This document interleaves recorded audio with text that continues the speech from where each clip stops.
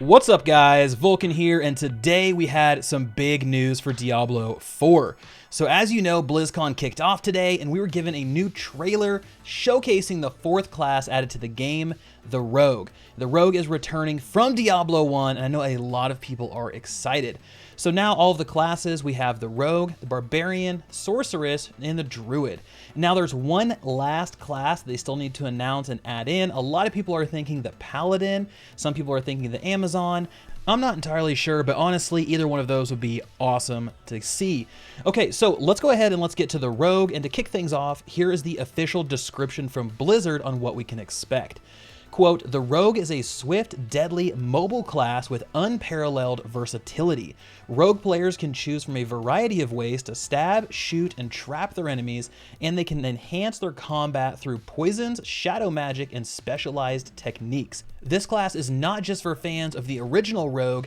Assassin and Demon Hunter players will notice some of their favorite tricks of the trade have come back as well, end quote. So the Rogue allows players to fluctuate between ranged and melee builds by wielding daggers, swords, bows, and crossbows to dish out damage at a variety of distances. And during the deep dive, Luis Barriga, the game director for Diablo 4, explains that the Rogue has some signature skills that you can expect from a stealthy class.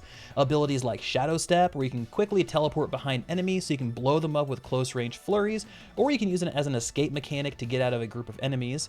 And then you also have classic skills like Rain of Arrows that coats half the screen, dealing AoE damage. So really that isn't anything out of the ordinary, right? But the deep dive also showcased the Rogue's ability to imbue their weapons with different elements that are going to add some extra effects to your attacks. So you can imbue all of them with frost, poison, or shadow damage by activating the weapon imbuement skill. So the cool thing here is that you're going to be able to flip these on as often as you would like to alter your Rogue to something that fits your playstyle.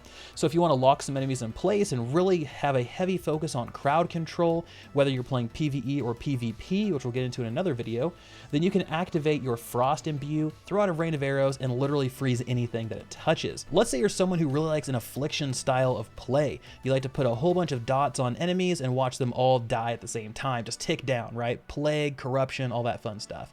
Then you can activate the Poison Imbuement and throw out a rain of arrows and apply poison to everything that it touches. So the weapon imbuement system is pretty cool. It really gives you a lot of flexibility and versatility to building out your Rogue and playing the way you want to play. Now, a lot of other games, they've done this as well, right? This particular skill now deals poison damage, or now it deals frost damage. That's great, but the real kind of kicker here is that you can turn this off and on whenever you would like, and you can select the one that you would like. You don't have to go into a specialization tree. You don't have to have a certain item. You don't have to have any sort of catalyst to do this other than just clicking on the button and choosing what you want to do. So pretty cool stuff there.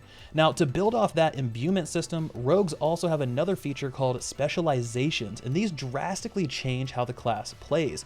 Now, these new specializations are unlocked as you help Rogue NPCs throughout the story. You're going to find these guys out in the world, you help them, and they give you a new specialization.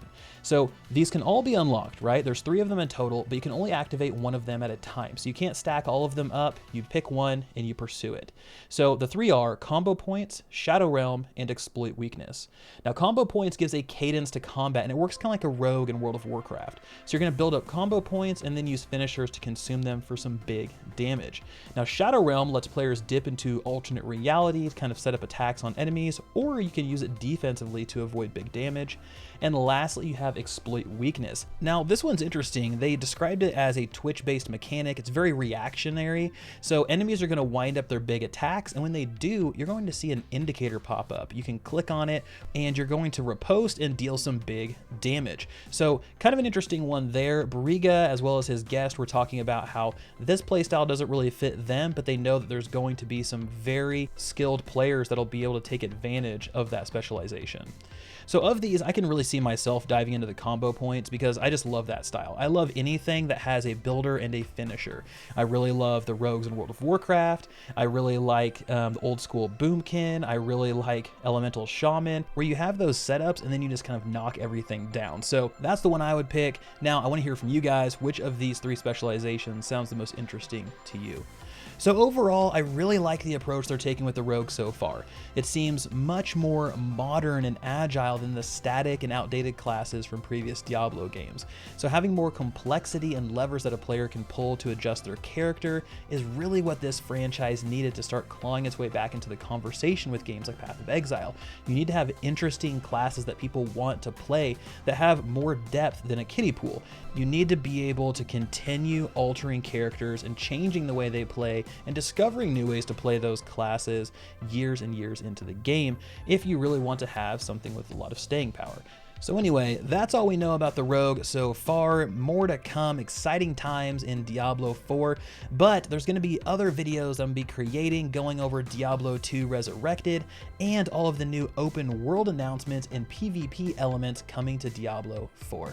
So what do you guys think about the rogue so far? Is it something that you would like to play, or are you going to be skipping this one to maybe play some of the other classes, the barbarian, the sorceress, the druid? There's a lot to love out here, but I want to hear from you guys. So let's get a conversation rolling in the comments section below. And as always, thank you guys so much for the support. This has been Vulkan, and I'll talk to you next time.